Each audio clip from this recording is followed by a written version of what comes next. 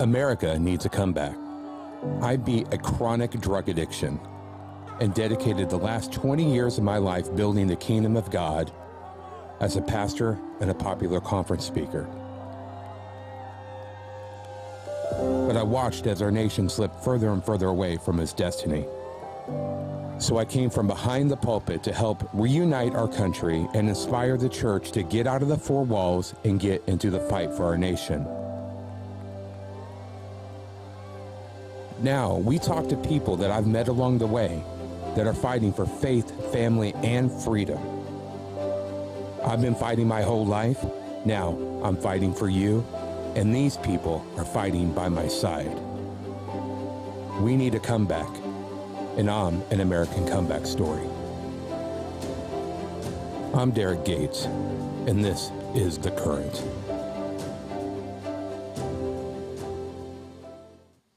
Welcome back to another episode of The Current. I'm glad you tuned in. I've got an awesome guest with me today. She's been a friend of mine for the last couple of years. As a matter of fact, in that intro video, she was at several of those events, probably most of those events actually, standing right beside us, leading the charge here in California for freedom. This is my friend Lucy. And Lucy, why don't you introduce yourself? Give us the 20-second version of who you are. Well, my name is Lucy Volodski. I'm running for U.S. Congress District 32. I'm a wife, mother, grandmother, and a business owner. You are not a grandma. Yes, I do. And in fact, I'm expecting the fourth one is going to be born around November. Wow. Yes. Wow. Congratulations. Thank you. I'm a grandpa. Nobody ever thinks I'm a grandfather. Yeah, but me neither. They're all in shock. I said, you're not going to call me grandfather. You can call me Derrick like everybody else. I'm too young to be a grandpa. And now I'm a sucker for it. So. Yeah. I asked them to call me Lulu. Lulu, yeah. Oh boy. So we met each other actually originally at a protest. There was a business that had gotten shut down during the COVID lockdowns here in LA. That's where we very first met each other. And then we just started running into each other, and then eventually we started doing some campaign stuff together. But you're not from the United States originally, right? That's correct. I'm from Montreal. I'm French Canadian. Well, very proud to be American today. Yeah. Yes. And what year did you come? I came here in 1984. Wow. So you've been here a while. A while. I was still in high school. Wow. Then you can be my son, I guess. Probably. You ran for assembly last election, right? That's correct. I ran in 2020 for state assembly, managed to go to the general, and we ended up to be two Republican in the ticket. And I'm very proud that we have a Republican woman sitting in Sacramento today. And what I'm doing today, then it's all pays off. Yeah. It was good practice for what was to come next. And I tell people all the time, Christina Irwin was on my show last week, which I met her because of you. At one of those events on that intro video, as a matter of fact, I remember the day. But, I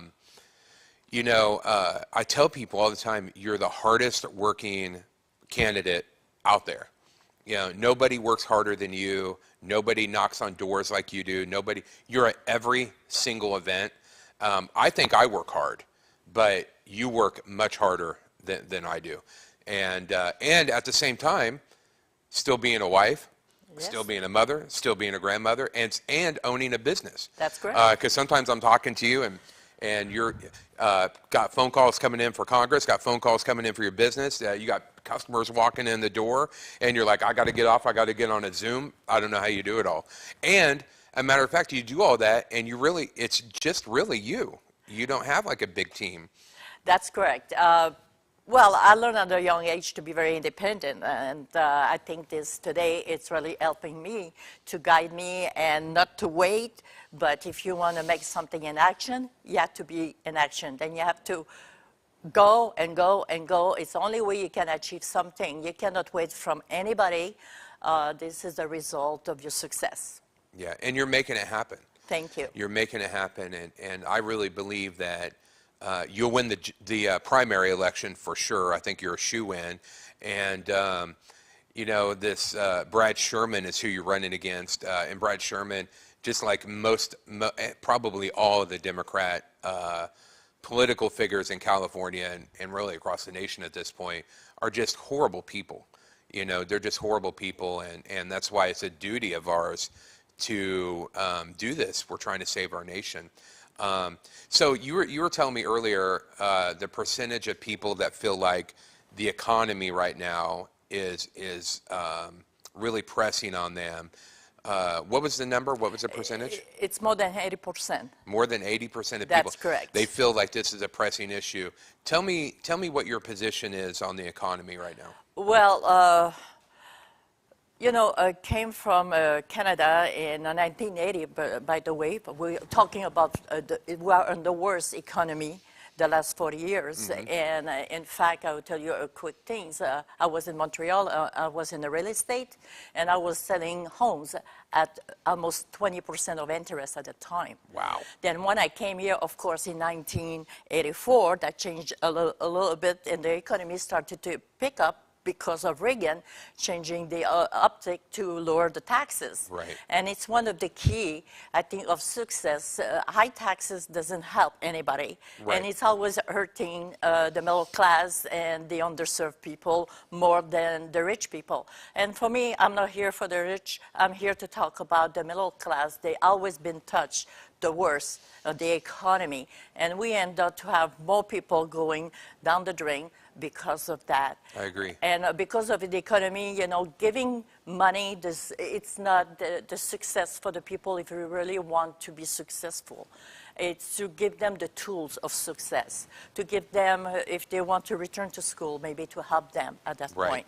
But you cannot give $1,000 a month, no string attached, for Right. 3 years. And what will happen in 3 years for these people that are already used to have that extra $1,000? The money has to come from somewhere. Yes, it has to come from somewhere. It's our taxes, and that's why they have always to raise taxes to be able to accomplish what they want to do, to give to others that we cannot even afford.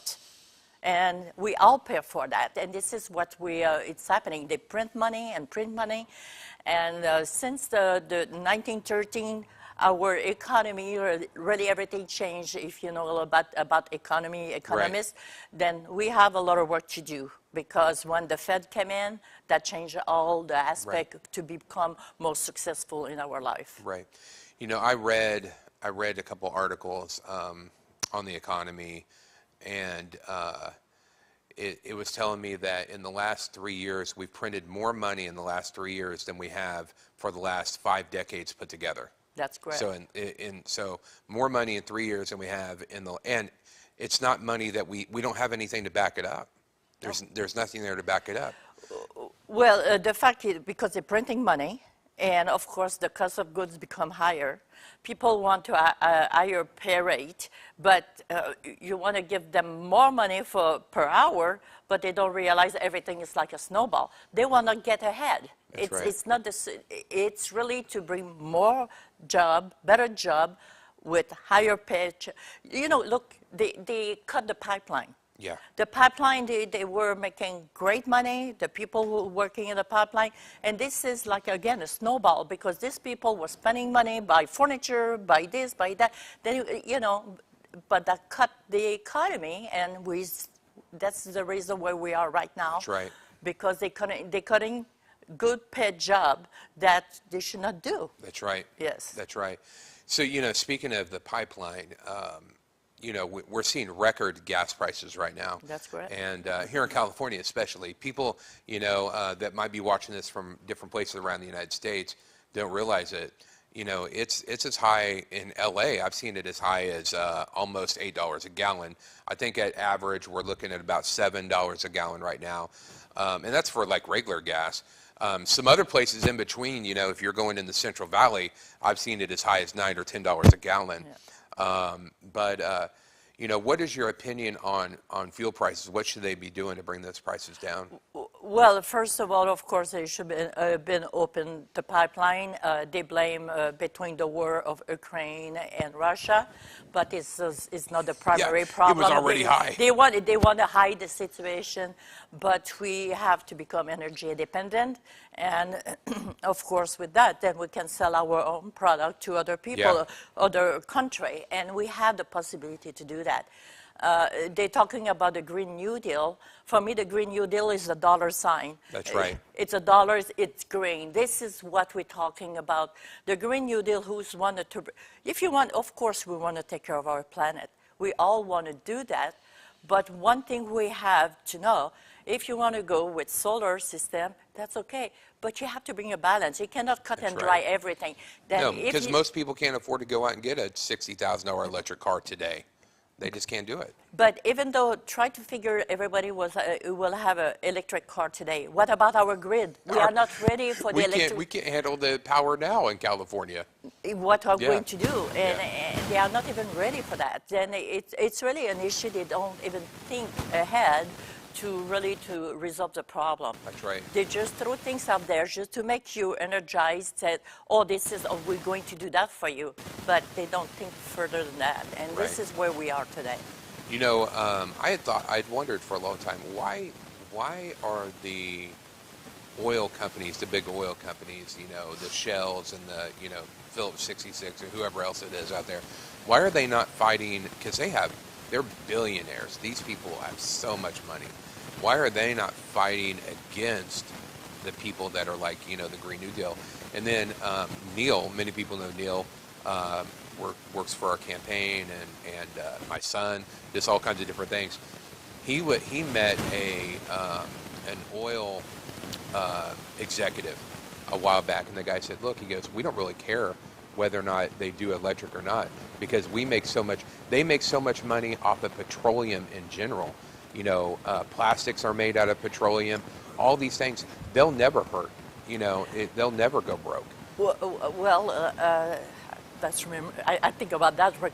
Rockefeller, when he had a problem and he thought he was losing everything, and he came back because when they started the electricity, he thought he will lose everything because they were using for the lighting and the lamp and things like that. And they came back in the same time. They started the car industry. That's right. And you see, there is always a reason to continue what you have. But that's right. Like you come back to, and sometimes I'm laughing at this, because we still need the petroleum, because a lot of your clothes is polyesters. That's everything right. What you go around your house and you says, okay, I'm going to remove everything what is about petroleum, you will be stripped naked. That's right. That's right. That's it. And people don't realize how many items we need. That's right. Look at your coffee machine. It's all plastic. It's all made out of petroleum. Yes, and some people apparently they use for some medication, some syringes. So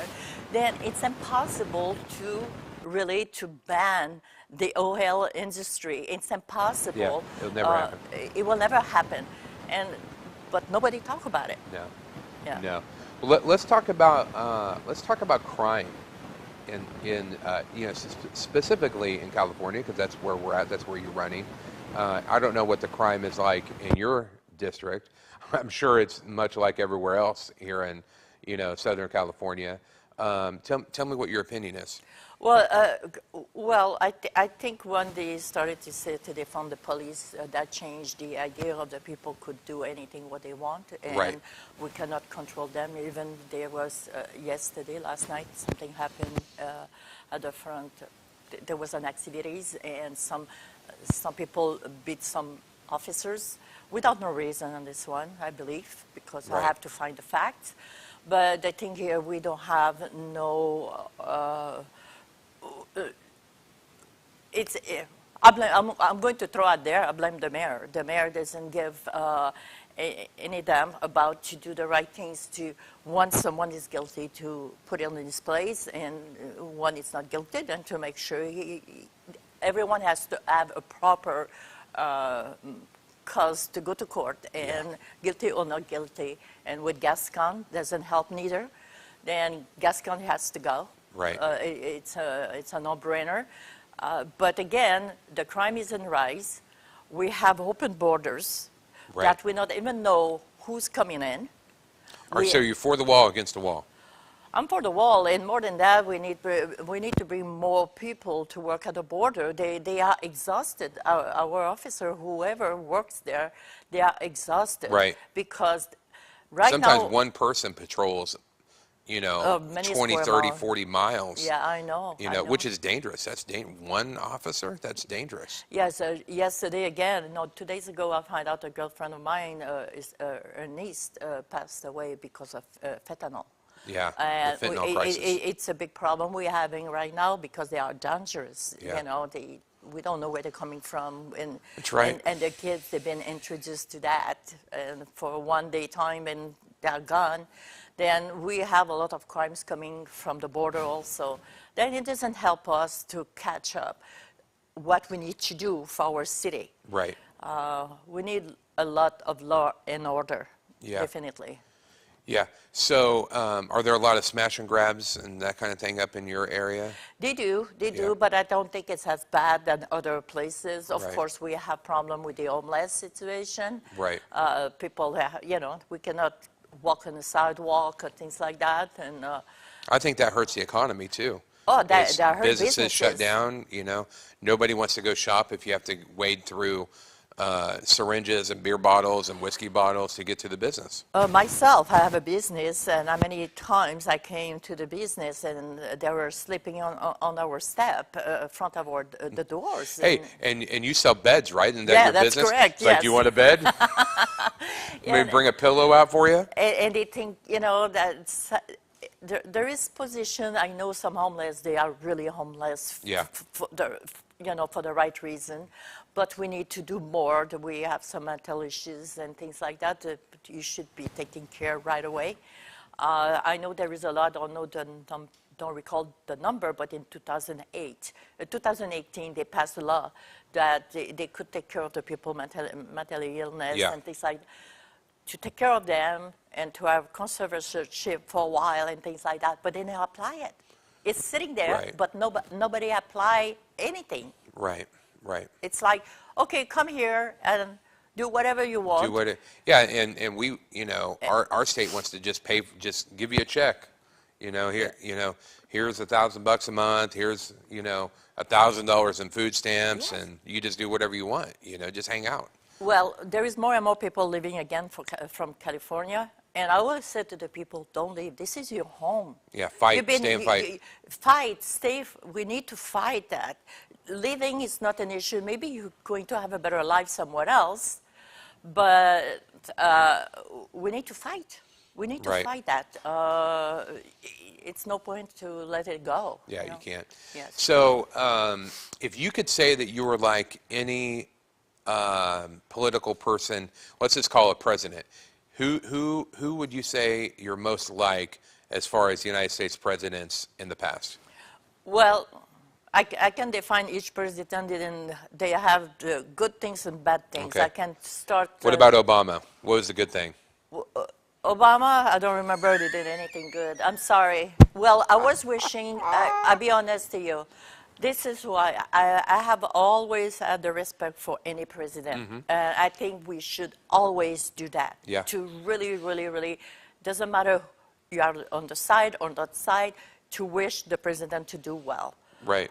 But with President Obama, I feel we got more distance about racism. Yeah.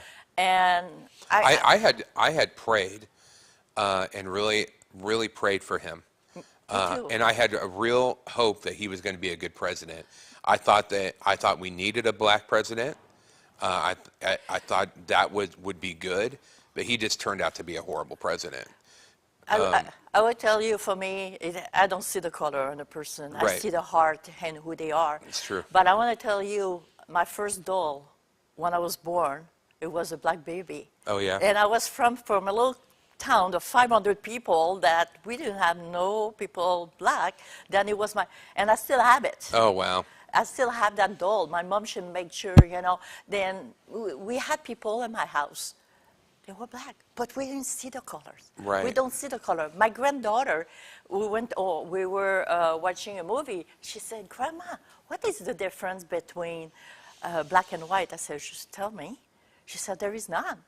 Right. This is a child. Yep. Kids doesn't see that. Yeah. Then racism is learned by your surroundings. That's correct. And if the kid doesn't see that, there is none. But it's one of the grow-up situation who they are surrounding with that make a difference.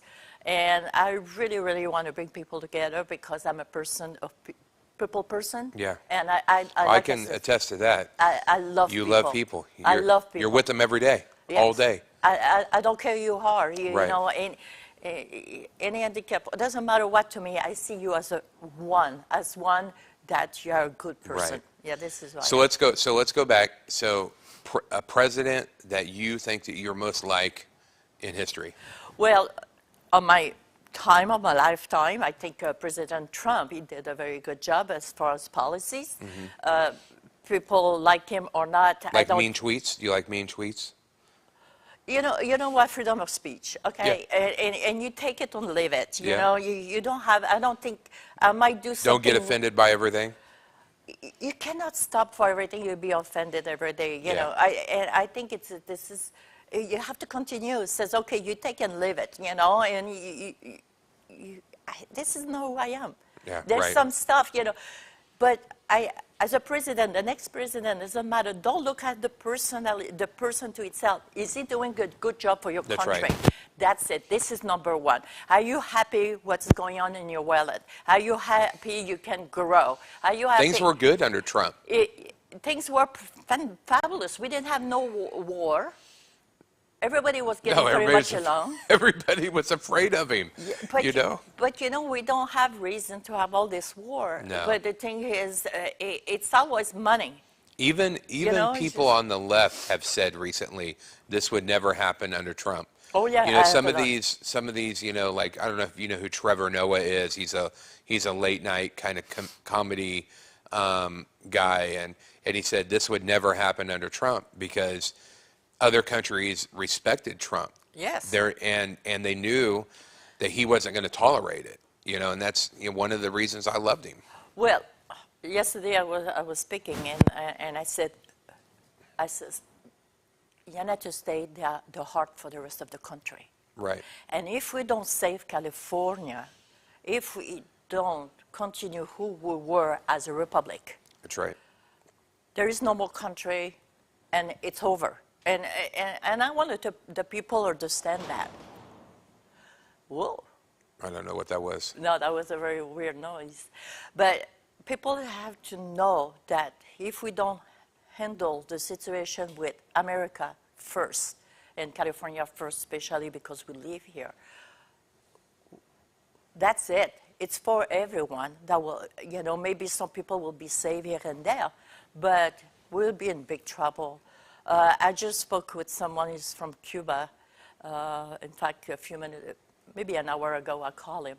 He says he will drop the last drop of his blood, not to return what he left behind him in Cuba. He doesn't want to return to a communist country. No, there's nowhere else to go. There's nowhere to go. This is it. That's we it. We are the That's last place for freedom. That's it. And I'm there for that. I want to go and fight Right. for the people. Do I know everything? No. But I want to work as a round table, like we do. We're talking, we're Yep. discussing. Let's find solutions. That's right. You might have something better than I know, then let's I don't have apply anything it. better than Lucy. No, but you know, Lucy this, knows best. Oh, but this is how it works. You know what I'm saying? It's to discuss. That's right. To have a You conversation. surround yourself with people that know things that you don't. That's correct. You take wise counsel. That's a biblical principle, to have wise counsel. Yes. And to learn from our mistakes. Yes, and that's it. Yeah. So when you make it to D.C., because I really think you're going to win, what is the first thing you're going to address? Well, the address, I think the economy definitely, because we cannot continue like that for the economy because they're affecting every one of us. Right. And with that, we have to take care of the border right away also. I think that would be the two main things to take care of for our country. Right. If you want to relate the right things, it's the economy and the immigrations. And when this has been taken care of, then you can be able to take care more on the inside of the problem. Right. I think this is the way. What about impeachment? Pro-impeachment? No impeachment? You know what? With good reason. This was a hot topic item the other night when we were at that forum. Well, it's what's happening in Biden, President Biden. I'm very sad because I feel like I don't like what he's doing for our policy and what's happening in our world, but as a human being, my heart cries. Yeah, he's sick. Because they should not be using a man or a woman, doesn't matter with, when Yep. they have some issues like that. I think this is a crime to me. Yeah. It's really a crime. It's elder abuse. Yeah, it's elder He doesn't abuse. know what he's doing. No. He's sick. He clearly has dementia, and they're using him. Yes. And it is sad. It's very sad. Yeah. It makes me cry sometimes because I will never do that to someone. Doesn't matter. My worst enemy, as a human being, if you are not conscious who you are, I will never do that. That's right. That's Yeah. right. So the primary election is June 7th. June 7th, Ballots go out next week. next week, I start to have butterflies. Yeah. It's a lot of sleepless nights I know. thinking about it. I'm sure you're the same. Yes. And, people will start mailing in ballots, whether or not, it doesn't matter how much we say don't mail them in, people are going to mail them in. I heard that the Asian community really likes to mail in their ballots. I don't know why. But so we're going to start seeing those things trickle in. But I also heard that they extended, we won't know who won until almost the end of June. Did you hear that? No, then that means I'm not going to sleep for a month. Yeah, not for a month. So June 7th, they'll have projected. Yeah. There'll be a projected winner.